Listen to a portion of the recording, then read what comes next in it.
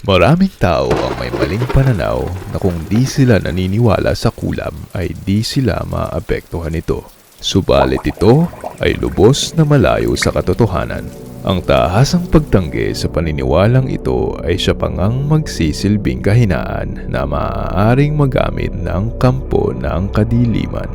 Malinaw sa banal na kasulatan, many people are destroyed for lack of knowledge. Narito ang 12 panaginip na maaaring senyales ng pangkukulam sa iyong buhay. Una sa listahan, kumakain ka sa iyong panaginip. Kung madalas mong makita ang iyong sarili na kumakain sa iyong panaginip, ito ay malinaw na senyales ng pangkukulam sa iyong buhay. Akakalain mong karaniwang pagkain lamang ang iyong nilalantakan, pero spiritually speaking, ang iyong kinakain sa katunayan ay demonic items na ginagamit ng kaharian ng kadiliman para mabusog at dumihan ang iyong espiritu. Ang mga pagkain na ito ay nagsisilbing magnet at koneksyon sa pagitan ng iyong kaluluwa at puwersa ng kadiliman. Halimbawa, kung madalas mong kinakain sa panaginip ay karne, dugo o anumang di pangkaraniwan, ito ay malinaw na ika'y binubusog ng maruming pagkain ng dyablo at sinusubukang bumuo ng tipan sa iyo. Paggising sa gantong panaginip, mahalagang simulan ang iyong araw sa pag-aayuno at pagdarasal. Sa gantong paraan, pinahihintulutan mo ang Espiritu ng Diyos na linisin ang anumang maruming bagay na kinain mo sa panaginip. Pangalawa, kagat ng aso. Ang mga aso ay kilalang alagang hayop at man's best friend. Ngunit hindi ito ang kaso sa dream world.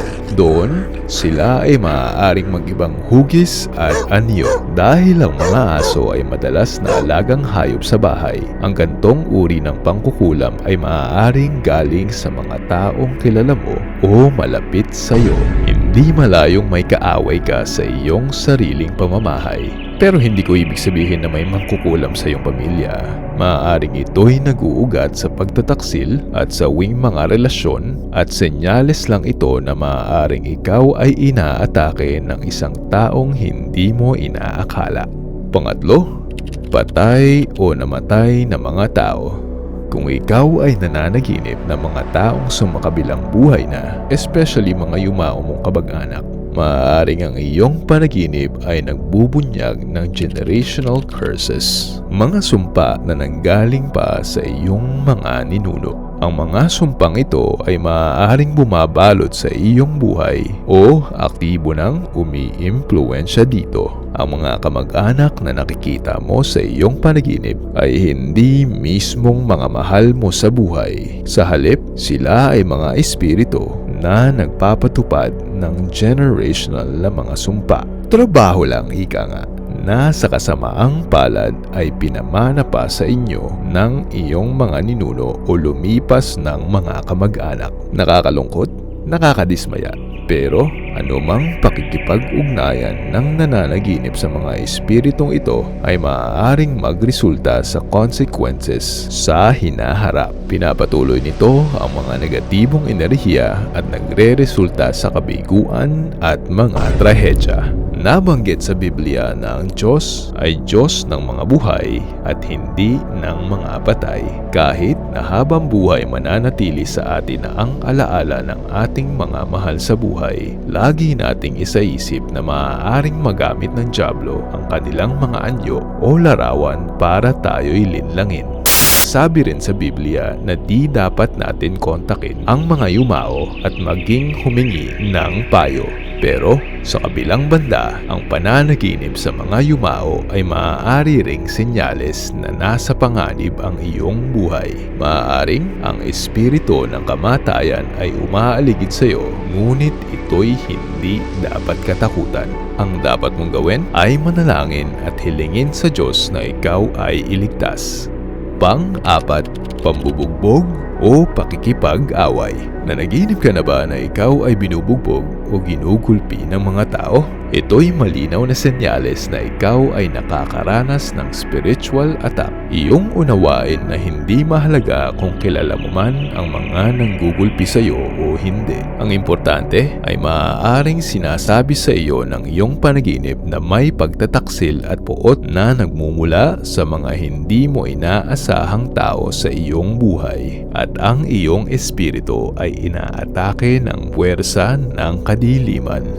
Panglima, pagkakakulong o pagkakagapos. Mga panaginip kung saan ikaw ay nakakulong o nakatali ay maaaring senyales na ikaw ay kinulong sa hawla na nagmula sa isang kulam. Ibig sabihin nito ay may espiritual na limitasyon at restriction na tinalaga sa iyong buhay na nagpapaliwanag kung bakit kumpleto naman ang iyong katawan, kumpleto ang iyong abilidad para magtagumpay, ngunit hindi mo pa rin magawang umasenso. Kung di ka magdarasal laban sa gantong panaginip, ito ay maaaring makaapekto maging sa iyong pisikal na pangangatawan na lalong maghahadlang sa iyo. Ang panaginip na ito ay maaari ding senyales ng isang bagay na ika'y hirap na hirap malampasan. Ito'y maaaring adiksyon o problema na gumagapos sa iyo. Manalangin at hilingin sa Diyos na ika'y tulungang makawala sa gantong pagkakagapos.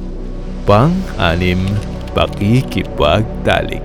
Maniwala ka man sa hindi, ang sexual activity sa isang panaginip ay hindi lamang nag-uugat sa pisikal na pakiramdam, ngunit ito ay isa ring espiritual at hindi magandang pangitain. Sa katunayan, ito ay isa sa pinakamatinding pag-atake na maaaring mangyari sa isang tao. Pag mayroon kang ganitong panaginip, hindi ka lamang nakikipagtalik ngunit ika'y umeengganyo ng mga espiritu.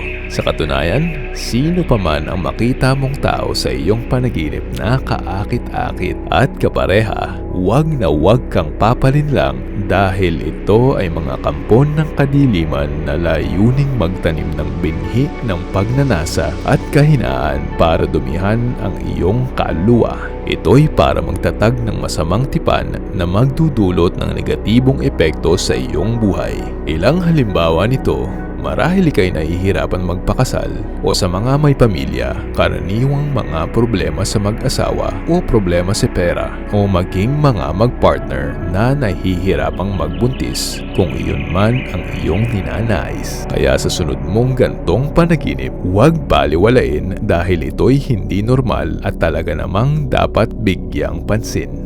Pang-pito, burol o mga paglilibing. Nanaginip ka na ba na nililibing mo ang iyong mga gamit sa sementeryo, sa bakuran o kahit saan paman? Pwedeng ito'y isa ring pag-atake ng kulam. Maaari ring nakikita mo ang iyong sarili na nasa kabaong o inilibing ng buhay. Maaaring ito'y matinding pag-atake ng demonyo sa iyong tadhana at ika'y may naghihingalo o patay ng espiritu. Nangangahulugan ito na posibleng may buhay ka man sa iyong katawan pero wala ng buhay ang iyong kaluluwa.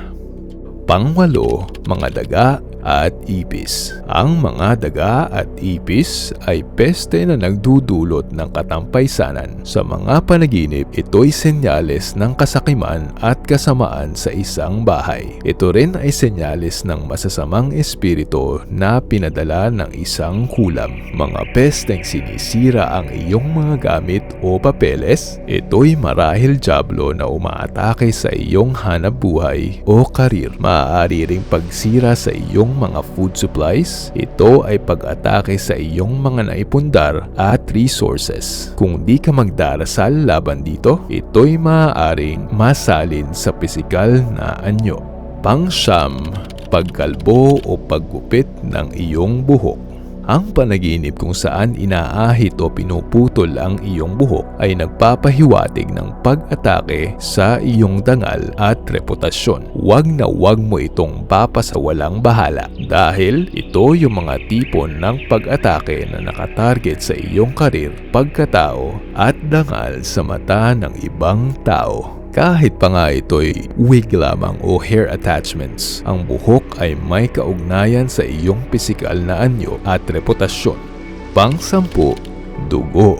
Ang imahe ng dugo ay palaging di magandang senyales dahil tuwing kailan lang ba tayo nakakakita ng dugo? Kapag may sugat. Hindi ito magandang senyales lalo na kung ang dugo ay nagmula sa iyo. Sinasabi sa Biblia na ang buhay ay nasa dugo. Kaya ang pagdanak ng dugo sa panaginip, iyo man o hindi, ay babala sa isang nabubuhay. Kung ikaw ay nagdadalang tao o ang iyong asawa o kung sino man sa iyong pamilya, ito'y babala ng pagkawala ng sanggol sa sinapupunan. Kaya dapat magdoble ingat. Gayunpaman, ang panaginip ay di sinadya para magdala ng takot. Subalit, ito'y isa ring instrumento para ipakita ang mga pag-atake ng iyong kalaban at siyang dapat na gamitin para malinaw na senyales upang malabanan at makontra ito sa pamamagitan ng pagdarasal. Kaya imbes na matakot o magpanik, pinakamaganda mong gawin ay bigyang oras ang panalangin. Pang-11, mga bubuyog. Nanaginip ka na ba na ika'y hinahabol o inaatake ng mga bubuyog? Ito marahil ay senyales at halatang simbolismo ng direktang pag-atake sa iyo. Hindi ito tulad ng ibang panaginip dahil ito'y tila strategic na nakatutok sa iyo bilang isang target at dapat mo rin itong labanan gamit ang mas madiskarteng panalangin, mas specific kumbaga. Ikaw siguro'y dapat mag-reflect o mag-isip-isip kung ikaw ba ay may iniinda o may atraso sa isang taong hindi mo inaasahan. Pang-12, hinahabol o paghabol. Nanaginip ka na ba na ika'y hinahabol ng isang nakakatakot na tao o mabangis na hayop o hindi mo man mawari ay parang espiritong humahabol sa iyo paakyat sa hagdanan? Talaga namang nakakapangilabot, di ba? At tulad ng naunang mga halimbawa, huwag mo lang rin itong pagpawalang bahala dahil di lang ito dahil sa horror mong pinanood o baluktot mong imahinasyon dahil maaari ring itong senyales ng isang pangkukulam.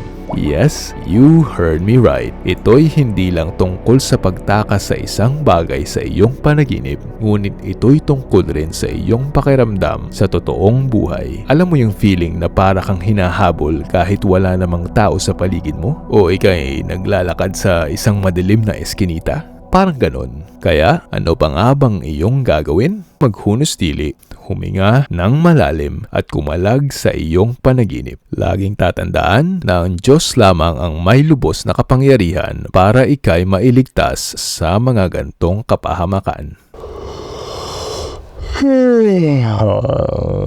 Antok na ako, kabayan. Kung inyong nagustuhan ang ganitong kwentong sa iyo ay magpapatulog. Follow and subscribe. Hanggang sa susunod na lang muli. Ingat tayong lahat. Ako muli ang inyong pambansang bedroom voice.